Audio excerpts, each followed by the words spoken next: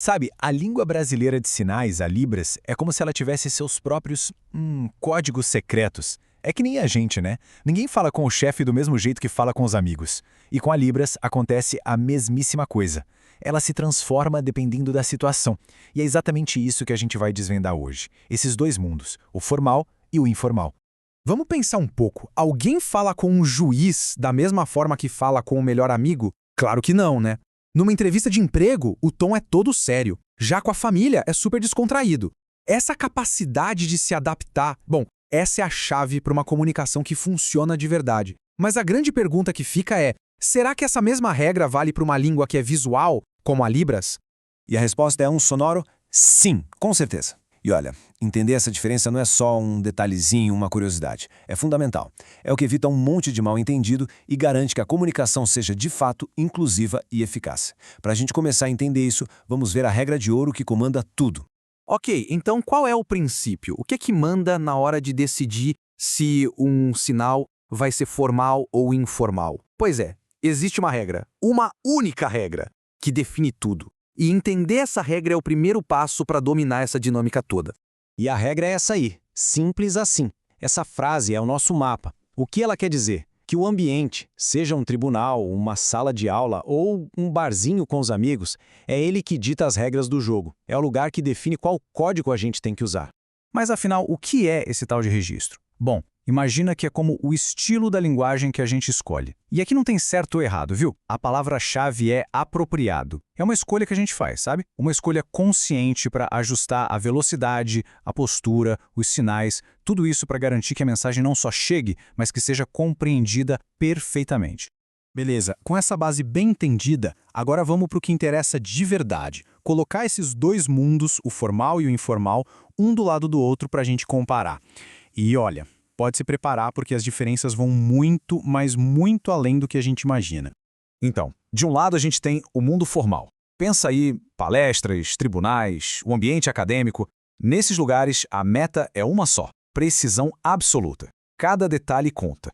Agora, do outro lado, a gente tem o universo informal. Aquela roda de amigos, o encontro de família. Aqui o objetivo é completamente diferente. O que se busca é conexão, é fluidez, é a pura expressão da identidade cultural.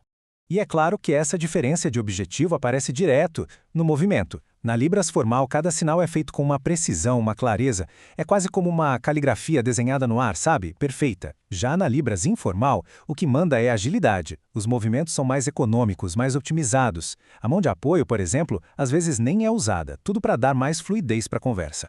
O vocabulário também se transforma completamente.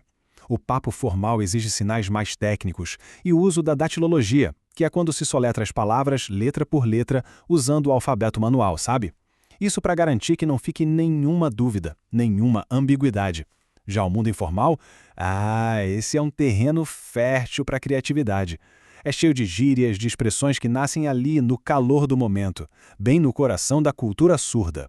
E olha só que exemplo incrível disso. Essa expressão, lixar a unha, é a ilustração perfeita de uma gíria visual. É uma metáfora que não tem nada a ver com o português, ela nasce direto da imagem, da experiência visual, para dizer que alguém está morcegando, sabe? Ficando à toa, sem fazer nada. Isso é a língua viva, pulsando, acontecendo na nossa frente. Agora dá uma olhada nesse exemplo prático. É o mesmíssimo conceito, entender. Só que ele é sinalizado de duas maneiras diferentes. De um lado, o sinal formal, bem preciso, feito na testa. Do outro, a versão informal, mais rápida, mais econômica, feita na bochicha. E o mais importante, os dois estão corretos. A escolha certa vai depender, como a gente já viu, totalmente do contexto. Mas, espera aí, se até agora parecia que a diferença toda estava só nas mãos, pense de novo. Porque em Libras, o corpo inteiro é uma ferramenta de comunicação. E ele também se ajusta, e muito, dependendo do registro que está sendo usado. O ponto-chave que a gente precisa entender é este. Em Libras, nada é por acaso. Tudo comunica. Uma postura mais ereta, por exemplo, já passa formalidade. Expressões faciais mais contidas indicam neutralidade. E pasme, até a roupa importa. Cores sólidas que não brigam com tom de pele são as preferidas em contextos formais para não criar distração visual. Já no informal, o corpo relaxa e a expressividade toda vem à tona, se tornando parte fundamental da mensagem. E não é só o corpo, não. O próprio espaço físico dita as regras. Pensa nesse conceito da janela de Libras. Se a interpretação é para um vídeo, os sinais têm que caber ali, no enquadramento da câmera. Então eles são menores, mais contidos.